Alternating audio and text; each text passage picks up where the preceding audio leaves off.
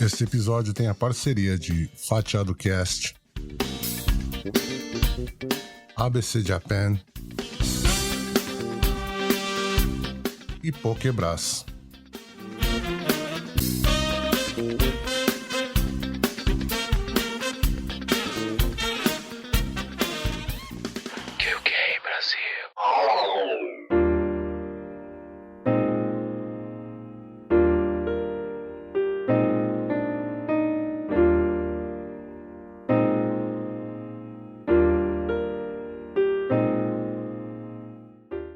Os sonhos não determinam o lugar onde vocês vão chegar, mas reproduzem a força necessária para tirá-los do lugar em que vocês estão.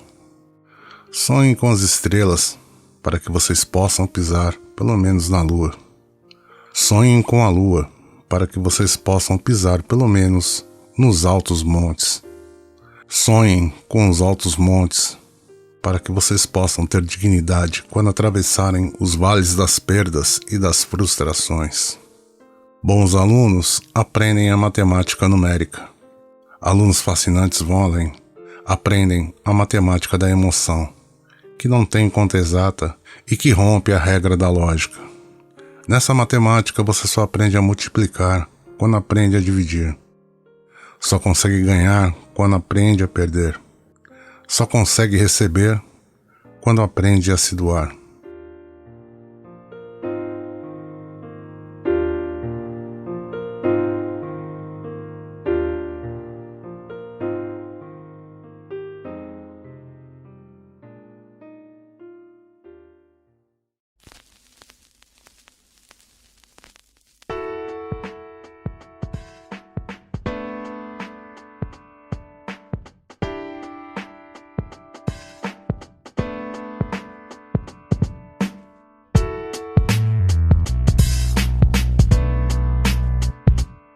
Olá, eu sou o Douglas e esse é o QK Brasil.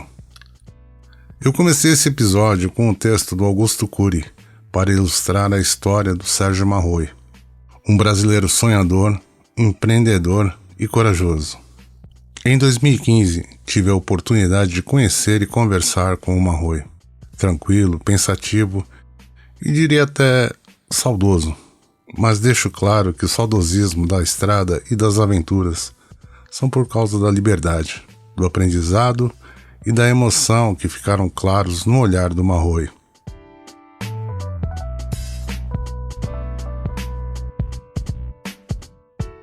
Em 2002, após alguns problemas, ele resolveu largar tudo no Japão e fazer algo inédito até então, e se tornou o cara da moto.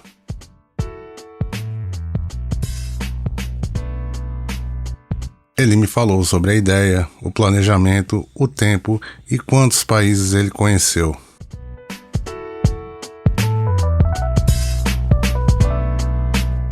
Eu vim aqui em 91, aqui no Japão, já pensando em um dia ir embora de moto.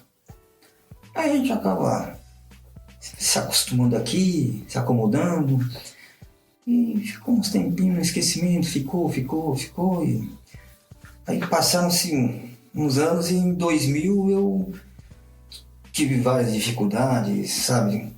Problemas na firma, financeiro. E eu lembrei que um dia eu tinha vindo para o Japão para ir embora de moto. E eu achei que daria e corri atrás e deu certo. E eu fui embora. Comecei a planejar em 2000 e confesso que faltando uns 4 meses, 5 meses, não tinha nada pronto, não estava nada certo. Nem o dinheiro para comprar capacete eu tinha. Então fui correndo atrás dos patrocinadores, foi tudo em cima da hora assim, mas foi mais ou menos com 2 anos de antecedência. Veio tudo na base de patrocínio, porque eu vinha depois de uma decepção de não ter conseguido tocar minha empresa, né? Então eu estava realmente com sérios problemas financeiros. Então foi assim, o capacete foi com o dinheiro do primeiro patrocinador, depois a moto com o do segundo, e assim consecutivamente até juntar todos os patrocinadores até dar a partida com a moto. Desde pequeno eu tinha vontade de conhecer o mundo. Em 91, como disse, vim pra cá, vim pensando em um dia ir embora de moto. E aí, graças a Deus, deu tudo certo. Em 2002, Quando começou a Copa do Mundo aqui no Japão, eu consegui sair. Tinha mandado a moto para Malásia e consegui sair lá de Kuala Lumpur, destino São Paulo. Tá, eu levei 7 meses e meio, né? Foram 44 mil quilômetros rodados e eu passei por 28 países até chegar em São Paulo.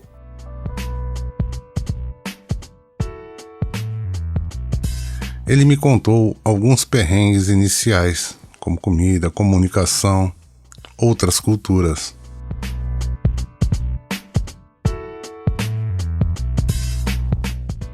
Eu estava acostumado aqui no Japão, né?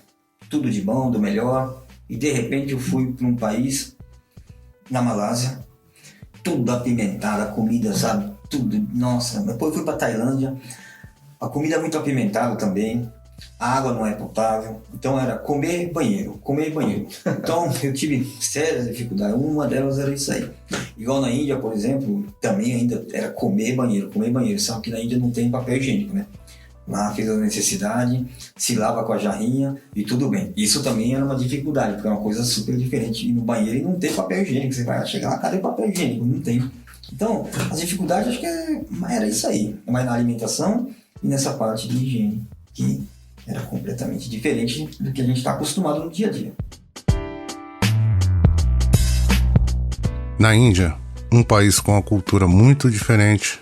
Eu tive dificuldade para atravessar com a moto da Tailândia para Birmânia para chegar na Índia. Então mandei a moto de avião lá para a Índia. E nesse trâmite de mandar para o avião, fiquei praticamente 3 semanas parado lá na Índia, em Bangalore. Então o que eu fazia? Toda manhã ia no aeroporto tentar tirar a moto. E toda manhã eu passava numa padaria e comia um pãozinho lá. E todos os dias lá, até que era uma padaria pequena, né? O padeiro perguntou: o que você está fazendo aqui, o brasileiro? Eu falei: eu vou indo para o aeroporto tirar a moto, né? Todo dia. Aí a gente ficou amigo tudo e eu passei até a ajudar ele na padaria. Aí ia de manhã cedo, às 4h30 da manhã, ajudava ele a amassar a massa para fazer o pão, tudo. Até que um dia ele parou e falou que ia no banheiro. Eu fiquei lá continuando amassando a massa. Aí ele foi pro banheiro, voltou do banheiro e falou assim pra mim: pô, não tem água no banheiro. Aí eu vi ele indo com a jarrinha lá, mas por quê? Pra se lavar com a jarrinha, né? Aí depois de uns 10, 15 minutos eu fui no mesmo banheiro e eu percebi que lá não tinha sabonete, nada para lavar a mão depois de ele ter se lavado, depois de fazer a necessidade. Então, ou seja, eu tava comendo aquele pão que ele amassava com aquela mão toda suja que se lavou e eu não tava nem sabendo. Então essas coisinhas assim foi difícil para mim. No começo eu nem imaginava isso aí. Depois fui ver, eu tava comendo pão daquele jeito, que ele se lavava, nem fazia higiênico. E em muitos poucos lugares tem lugar para lavar a mão com sabonete direitinho, igual tem aqui ou em outros lugares assim. Eu fiz questão de incluir a cidade de Benares, que é onde eles cremam os corpos, né? E jogam a cinza no rio. Quem crema? Quem tem dinheiro. Quem não tem é jogado assim mesmo no meio do rio. E eu fiz questão de entrar nesse rio também, porque é uma coisa legal, né?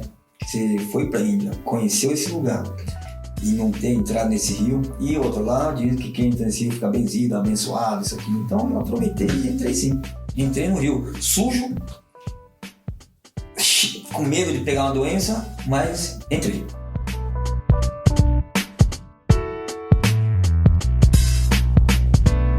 Em 2002, o Afeganistão estava em conflito e a brasilidade o ajudou. Marroy conta como foi essa passagem. Quando eu cheguei na fronteira do Paquistão com o Afeganistão, na fronteira do Torran, eu fiquei 3 dias na fronteira observando o outro lado, né?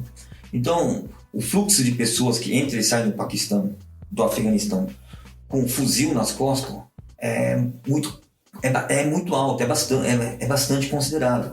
E você vai conversando com o pessoal que tem fuzil nas costas, cada um está portando um fuzil, então você acaba, perdendo medo, talvez pode. É como se a gente tivesse telefone celular na mão aqui. Todo mundo tem lá um fuzilzinho, mas dá para sentir que eles não usam aquilo para assaltar, alguma coisa assim, como é usado em São Paulo, no Rio de Janeiro, nas periferias, na favela. Eu entrei no Afeganistão exatamente 1 ano depois do atentado de 11 de setembro, né, do World Trade Center nos Estados Unidos. Então, estava super complicado entrar lá, mas eu precisava entrar ali. Entrei ali, fazia parte do meu roteiro, mas eu fui muito bem recebido lá. Muito bem, porque todo mundo armado lá, uma quantidade incrível de pessoal com metralhadora nas costas, fuzil, tudo, mas fui muito bem recebido, viu? Tenho certeza, graças a Deus, porque sou brasileiro. Eu acho que se fosse um americano, europeu, outra nacionalidade, assim, eu acho que teria sérios problemas. Eu acho que não saia vivo de lá, não, viu?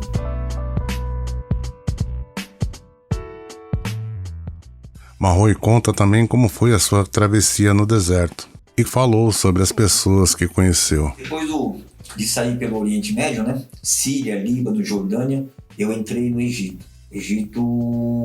Eu fiquei um tempinho no Egito, me preparando para a travessia do deserto da Núbia, né? Que seria no Sudão. E eu atravessei o deserto junto com um alemão.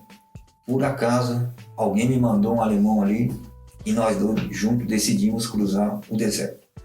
Foram 7 dias de travessia, numa região completamente deserta, mas sozinho eu não arriscaria. Como já estava com o alemão, né? Deu tudo certinho, tranquilo. Em 7 dias, conforme programação, nós atravessamos, sim. Eu havia programado a travessia do deserto com os comerciantes que trazem camelo do Sudão para o Egito. Então eu ia voltar, a moto ia mandar através do Rio Nilo, através de uma embarcação marítima. E eu ia atravessar de camelo. E ele tinha outros projetos de fazer, sabe, de travessia, de esperar alguém lá, tentar contactar com alguém. Mas nós encontramos no hotel, por acaso. Nem dos dois tinha a experiência de ter atravessado o deserto, mas muita calma, conversamos bem e arriscamos junto e deu certo. Então, no meio do deserto, encontrei com um casal de holandeses que também estavam de moto. Então, um trecho do deserto, quando nós fomos perceber, estávamos em 4 motos. Então, passamos a noite também acampado em 4.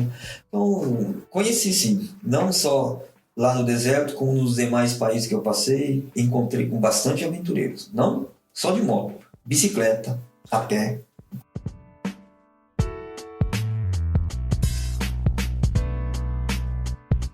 Contou sobre o seu companheiro e protetor durante toda a viagem.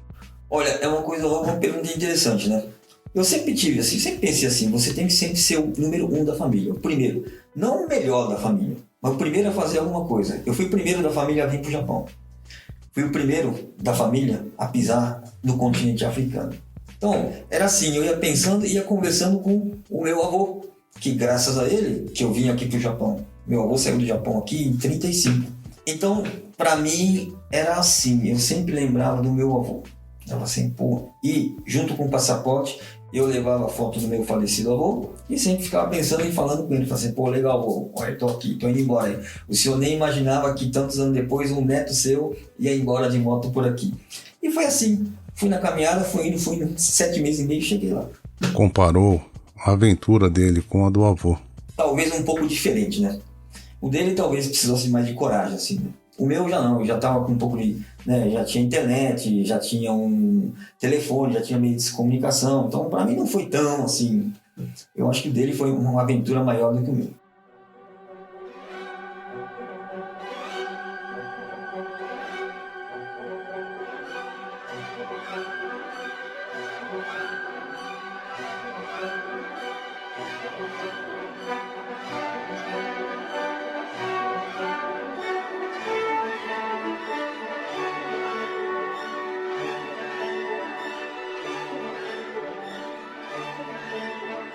A travessia África-Argentina e a chegada em casa.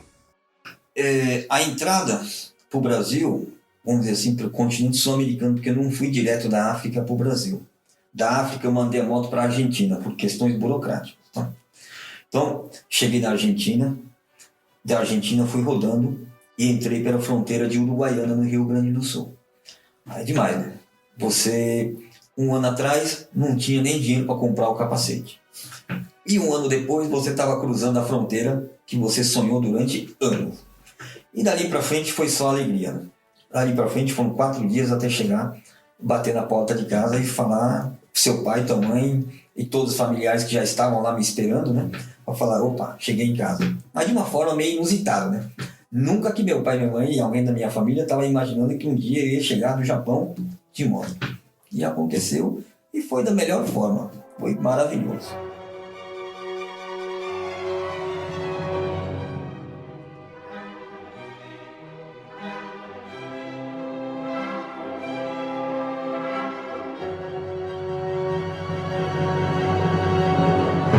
Ele também falou da aventura de 2015 e a nova rota.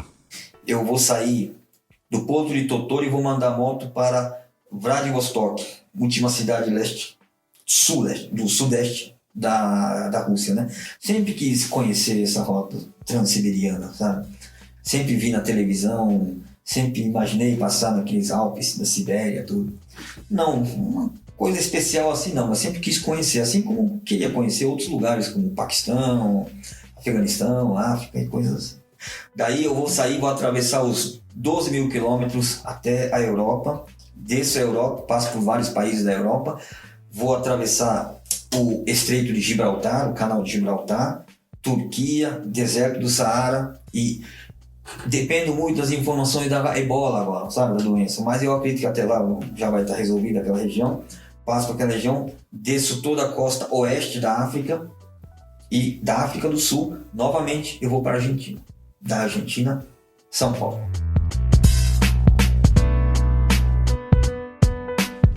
Marroi fala sobre a realização de um sonho e o aprendizado. Você passa em 28 países, você vê que é uma coisa legal, bonito, maravilhoso, assim. Então, é melhor, não tem como descrever isso aí. Não é uma coisa, um bem material que você comprou e que alguém vai roubar. É uma coisa que ninguém vai tirar de você nunca mais. É uma história que você vai carregar pro resto da vida. Uma história que você tem para contar pro resto, pros seus filhos, netos, e é uma coisa muito legal. Eu guardo com muito carinho tudo que eu passei. Olha, a gente chega em casa, bate no botão, acende a luz, abre a torneira, sai água. Eu passei em lugares que, nos vilarejos pequenos, fiquei hospedado em vilarejos que 200 habitantes, 300 habitantes na África, que, olha, eles devem estar contando a história de mim até hoje. E eu dei uma moedinha de Goen de 5 ienes, que era furadinha no meio, né? Que eu levo sempre durante a viagem, e eu dou de presente. Então, eu dei para esse menino, né? Mas assim, eu fiquei hospedado na casa deles, mas não tem água. Eles carregam água de longe, não tem luz. Então, a gente tem tudo aqui, a gente tem tudo que precisa aqui. Então, eu sempre lembro, sempre volto atrás e lembro nessa moedinha de 5 ienes. Toda vez que eu pego um dinheiro, lembro desses meninos. E toda vez que eu acendo a luz, eu lembro que eles não têm luz lá. Toda vez que eu vou tomar água, eu vou jogar água fora, assim, eu lembro, não tem nem água naquele moleque, eles estão lá daquele jeito. Então, a gente aprende sim a dar valor às coisas que a gente tem no dia a dia, até mesmo para acender a luz. Marroi deixa um recado para quem tem sonhos. É sempre acreditável. Eu saí do Brasil em 91, falei para 2, 3 amigos que um dia voltaria de moto e eles deram risada. Foi motivo de gargalhada na mesa de barzinho. E eu fiquei quieto, falei assim, tá bom. E eu sempre batalhei por isso, né? Eu consegui. E eu acho que é por aí, viu? Sonhos são legais. Sonhar não custa nada, sabe? Sonhar oxigena a vida. É muito legal. Então eu acho que quem tem sonho, sonhe, batalha, tem certeza que ele vai conseguir. Assim como eu consegui também.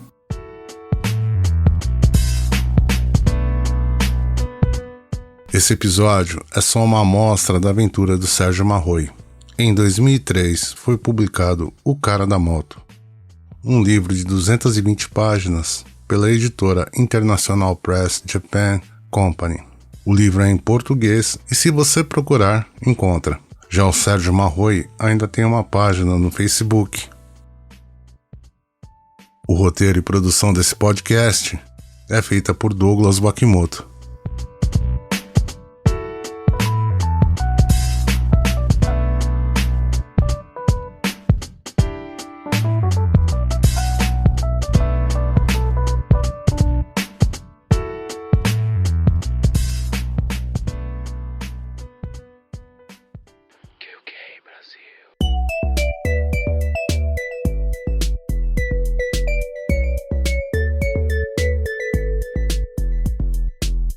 QK Brasil Multimídia e Criação.